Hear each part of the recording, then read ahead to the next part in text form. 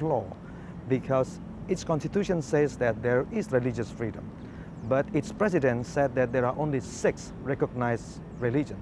What does it mean? It means that other faiths are considered to be secondary citizens, secondary faith, to be compared with the 6th religion.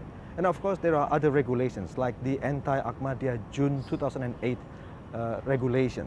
There is also this, well, they call it house of worship regulation, but in fact, it only affects the Christian churches or other minority religions. It does not affect when people building a mosque, they don't necessarily take so many signatures that have to be submitted by the neighboring areas. Muhyiddin, what is your reply? No, I don't think so. Even we Muslims, if we want to build a mosque, we need to get approval from those who live around the area.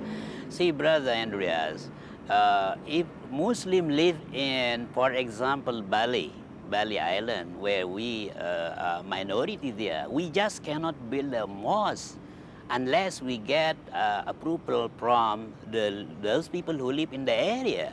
At least we have to follow the rule and regulation. Most Muslims in Indonesia live on the island of Java. 62% live on the island of Java. But other islands like Borneo, like Sulawesi, like Papua, they are much bigger islands. The native are predominantly Christians. And we rarely heard about mosques being burned, being attacked in those predominantly Christian areas. So you're saying that many of the attacks mainly happen in majority Muslim areas? If we take a look at the pattern, the most violence usually taking place in Western Java. There is historical reason for that because this area used to be the enclave of the Darul Islam movement, which was trying to establish Indonesia as a Sharia-based country. I want to talk about something that you raised a little earlier on. You talked about the Ahmadiyya perhaps being moved to a certain island apparently for their own protection. Do you think this is a good move for them? Of course not. You cannot move people by force. You cannot move people out of their family members, friends, job, market, school for the children, etc., etc. So it is inhuman. Muhyiddin, what do you think? See, I don't agree at all. Because as far as Islamic teaching is concerned, we are not allowed to force somebody to follow our faith. What we are objecting right from the beginning is the practice of our brothers from Ahmadiyya who still claim themselves as Muslims.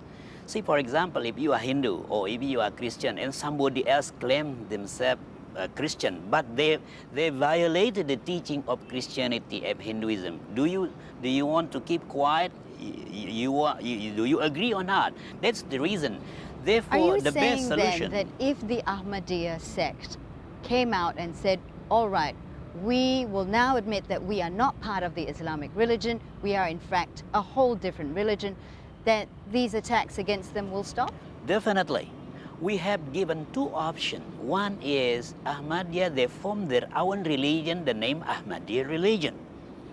Or they return to the teaching of Islam, the genuine teaching of Islam.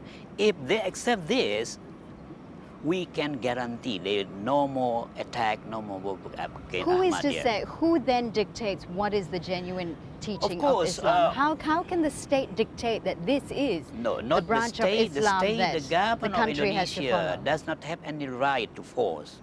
But no, but the Council of Ulama don't they? It's not the Council of Ulama. Every religion has their own reference. So Islam, of course, based on Al-Quran and the tradition of Prophet Muhammad, peace be upon him. As long as those people do not follow these reference, of course, we consider that they are not part of Muslim. Just finally, gentlemen, do you think it is actually possible to maintain religious harmony here in multicultural Indonesia? Muhyiddin. Yeah, definitely. It is no doubt that we Indonesian people enjoy religious freedom right from the time of our independent days. Only recently there are minor cases, I could say. Andries, how do you think religious harmony can be maintained here in multicultural Indonesia? There should be a radical change of the mindset of many religious leaders in Indonesia. If not, violence after violence will keep on continuing breaking out in Indonesia. I'm not only talking about burning churches, I'm talking about killing people, killing hundreds, thousands of people in the name of their respective religion.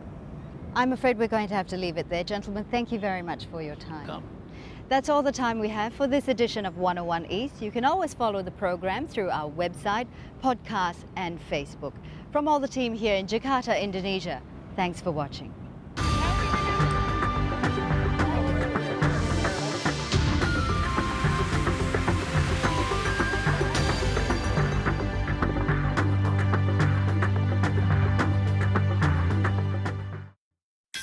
If you're a Nokia user, you can download Al Jazeera's News widget from Nokia's Ovis store. The News widget, available on compatible Nokia devices, gives users quick and easy access to real-time news updates from Al Jazeera English. See the world in real time. Al Jazeera Mobile. People talk about televising the revolution. It's tweeting the revolution, Facebooking the revolution, videotaping the revolution. A new world driven by new media. This is a very peculiar moment in media history. Nobody can force me in 2011 to watch whatever I don't want to watch. Analyzing the media's role in shaping modern history. The Listening Post, at this time on Al Jazeera. Afghanistan is faced with a huge challenge. Relations have gone really sour between us and our allies. We have inflicted considerable damage on the enemy. The people who make international headlines. Ultimately, the truth will out. They want to stop this publication of information that embarrasses them. Make time for Sir David Frost. Frost over the world. At this time on Al Jazeera. From local traders to international finance, it's commerce that makes the world go round. For global companies and developing markets, communication is the currency, and information is the most valuable commodity. Counting the cost at this time on Al Jazeera. احنا الجزيرة الإنجليزية عم نسأل الناس ليش جايين اليوم. Wherever the news, whatever the story.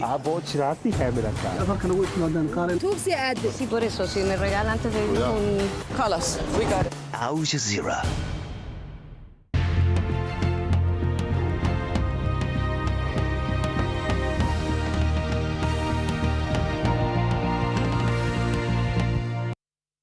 This is Al Jazeera.